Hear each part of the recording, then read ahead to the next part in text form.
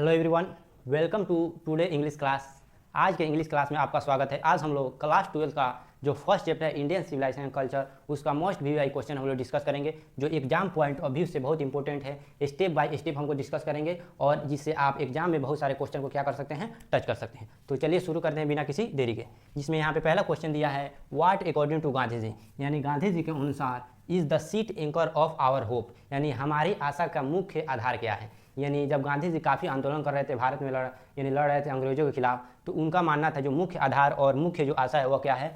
यही क्वेश्चन है। तो चलिए इसको देखते हैं। अकॉर्डिंग टू गांधी जी, यानी गांधी जी के अनुसार, यानी अकॉर्डिंग टू गांधी जी के अनुसार the seat anchor of our hope, यानी हमारी आशा की जो आधार है is truth and non violence. यानी ट्रूथ का आधार क्या था, तो इनका आधार था ट्रूथ यानी सच्चाई, एंड नॉन वायलेंस यानी अहिंसा। अहिंसा बोलते हैं जिसमें कोई भी लड़ाई झगड़ा नहीं होता है, उसे हम क्या बोलते हैं, अहिंसा। तो इनका जो आधार था मेन यह था कि हमको लड़ाई झगड़ा नहीं करना है और सच्चाई पर रहेंगे। ही बिलीव, वह विश्वास करते थे, दैट दिस प्रिंसिपल, कि जो यह प्रिंसिपल है were the foundation of just and peaceful society. यह जो प्रिंसिपल, यह सिद्धांत है, यह हमारे समाज के लिए शांतिपूर्ण साबित होगा और एक न्यायपूर्ण होगा। यानी गांधी जी के अनुसार हमारी आशा का मुख्य आधार, यानी जो मुख्य मेन स्टेज है, सत्य और अहिंसा, यानी कोई भी लड़ाई झगड़ा नहीं होगा, हम लोग सत्य पर रहेंगे। उनका मानना था कि यह जो सिद्धांत है न्यायपूर्ण है और शांतिपूर्ण है और हमारे जो समाज है उसकी नींव भी है, यह मानना था गांधी जी का। अगला यहाँ पे क्वेश्चन दिया है, what did the author convey to the countryman about dealing with modern civilisation. यानी जो यह मॉडर्न सिविलाइजेशन है, मॉडर्न सिविलाइजेशन मतलब होता है आधुनिक सभ्यता। यानी मॉडर्न सिविलाइजेशन में क्या होता है, तो मॉडर्न सिविलाइजेशन में होता है आधुनिक सभ्यता।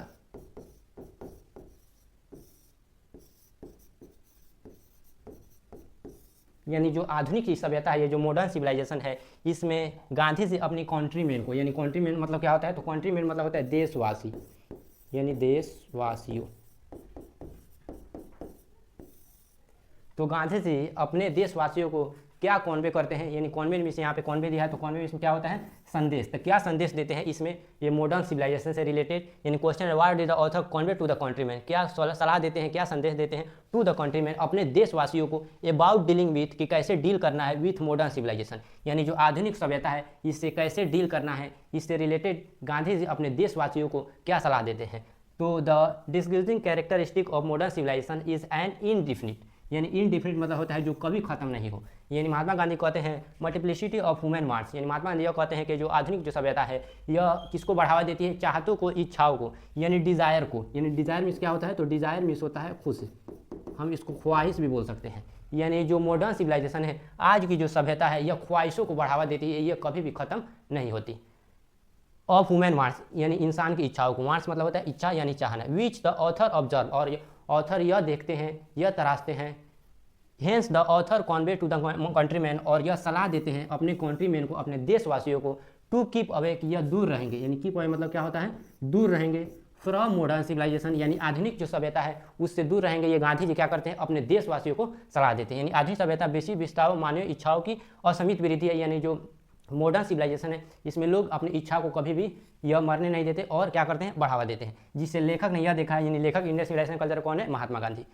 इसे लेखक देशवासियों को आधुनिक सभ्यता से दूर रहने का संदेश देते हैं। यानी इसलिए लेखक जो मॉडर्न सिविलाइजेशन है उसे कहते हैं कि हम ये जो मॉडर्न सिविलाइजेशन है इससे दूर रहेंगे और जो हम लोग की सभ्यता है उसी तरफ रहेंगे, क्योंकि हम लोग का जो माइंड है, यानी महात्मा गांधी के अनुसार हम लोग का जो माइंड है ये क्या है, तो एक रेस्ट लेड बर्ड है, यानी रेस्टलेस बर्ड है।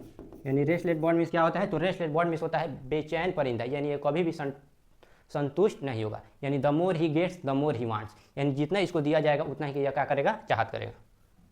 अगला क्वेश्चन यहाँ पे दिया है, the author perceived a danger from modern invention how, यानी जो ऑथर है इनके, यानी इंडियन सिविलाइजेशन कल्चर के ऑथर है महात्मा गांधी, यह प्रिसीव्ड, यह तराशते हैं, यह देखते हैं, इनको यह मालूम चलता है कि यह खतरनाक हो सकता है, ऑफ मॉडर्न, यानी जो आधुनिक जो सभ्यता है, इन्वेंशन, इसका इन्वेंशन। यानी महात्मा गांधी यह देखते हैं कि जो मॉडर्न में जो आविष्कार हो रहा है, बड़े से बड़े मशीनों का, बड़े से बड़े चीज़ों का आविष्कार जो हो रहा है, यह डेंजर है। हाउ, कैसे, यानी हम कैसे ही डेंजर है उसको यहाँ पे देखना है।